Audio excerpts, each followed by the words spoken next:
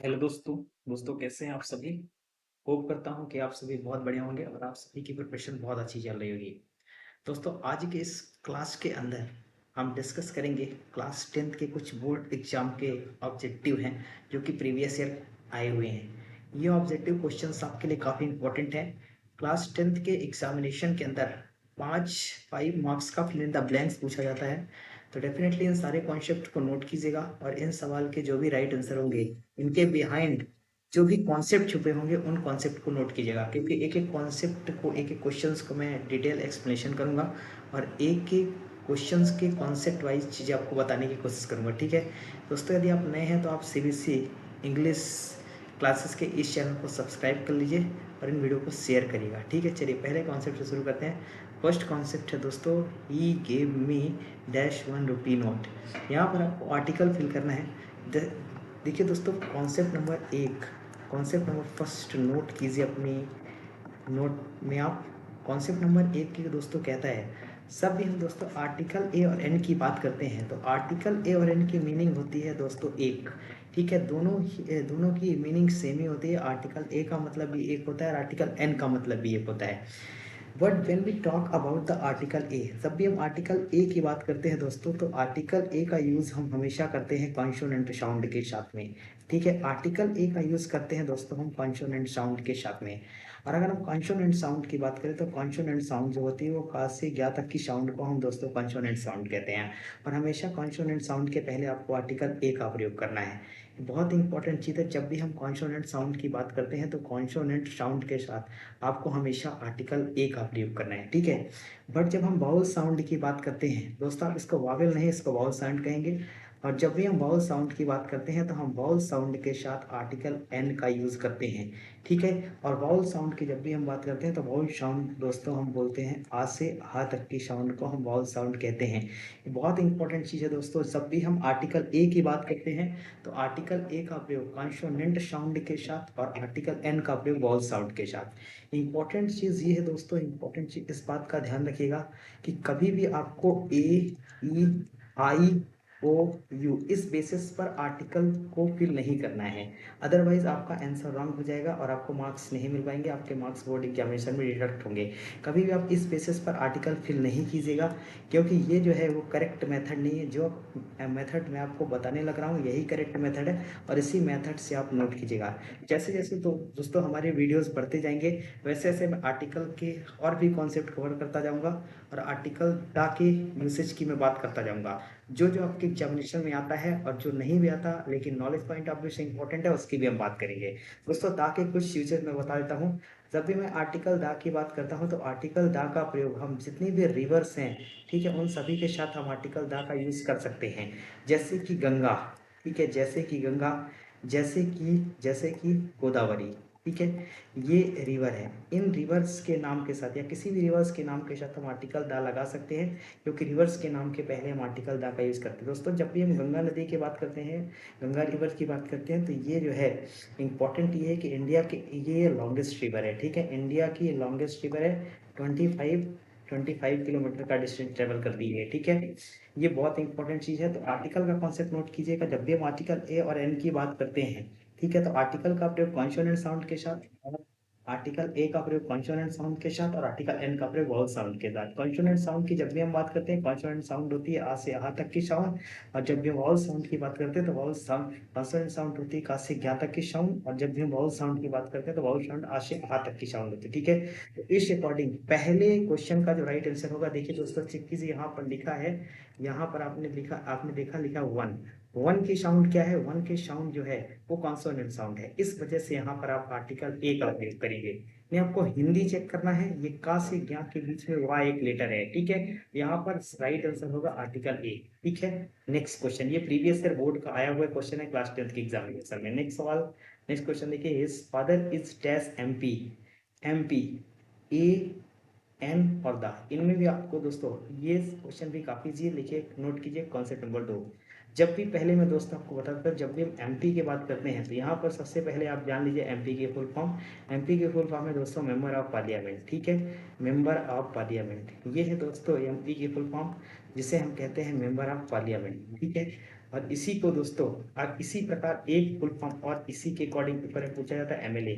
जब भी दोस्तों हम एमएलए की बात करते हैं तो एमएलए का मतलब आप कह सकते हैं मेंबर ऑफ लेजिस्लेटिव असेंबली।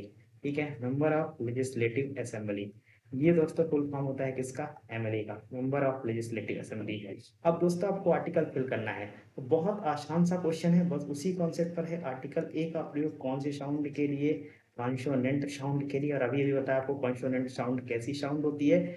और आर्टिकल एन की जब भी हम बात करते हैं तो आर्टिकल ए कौन से साउंड के लिए, वाउल साउंड के लिए। तो वाउल साउंड के लिए एन का प्रयोग और कॉन्सोनेंट साउंड के लिए आर्टिकल ए का प्रयोग।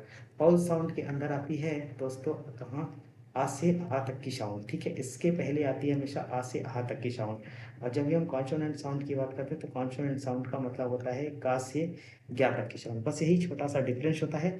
तो इस अकॉर्डिंग सेकंड क्वेश्चन का राइट आंसर होगा एमपी लिखा है, तो एमपी के अकॉर्डिंग आपको यहाँ पर राइट आंसर चूज करना होगा एन। ठीक है, next question, his brothers dash very rich. यहाँ पर भी दोस्तों तीन ऑप्शन है, इज एम आर। अब यहाँ पर आपको राइट आंसर फिल करना है, तो राइट आंसर फिल करने के लिए कॉन्सेप्ट नंबर 3 लिखिए।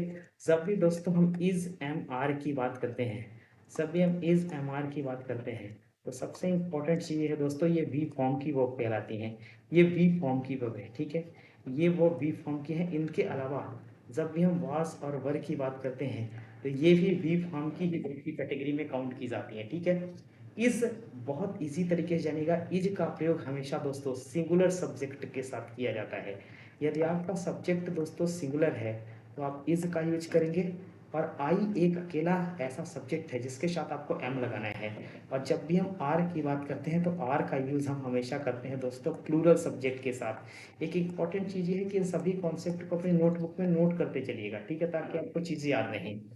आई का प्रयोग जब किया जाता है तब हम हमेशा एम वर्ब का यूज करते हैं।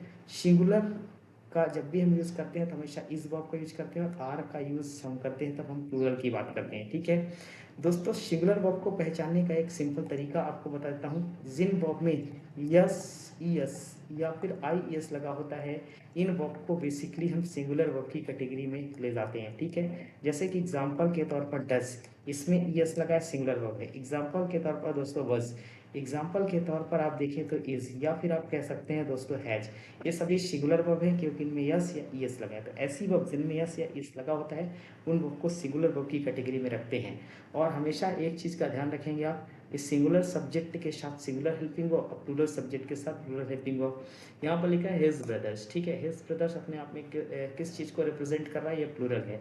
तो प्लूरल के अकॉर्डिंग यहाँ पर राइट आंसर का होगा आर। ठीक है, तो यहाँ पर आप फिल कर सकते हैं आर, यहाँ इस क्वेश्चन का राइट आंसर होगा। Next, the doctor dash out. दोस्तों ये क्वेश्चन भी जो है वो परवेश है, और इस क्वेश्चन का भी, ये क्वेश्चन भी बहुत इजी है। डॉक्टर, जब भी हम डॉक्टर की बात करते हैं तो डॉक्टर यहाँ पर सिंगुलर सब्जेक्ट है, और सिंगुलर सब्जेक्ट के अकॉर्डिंग आप इच के साथ जाएंगे। ठीक है, ये भी वर्ब का ही क्वेश्चन है।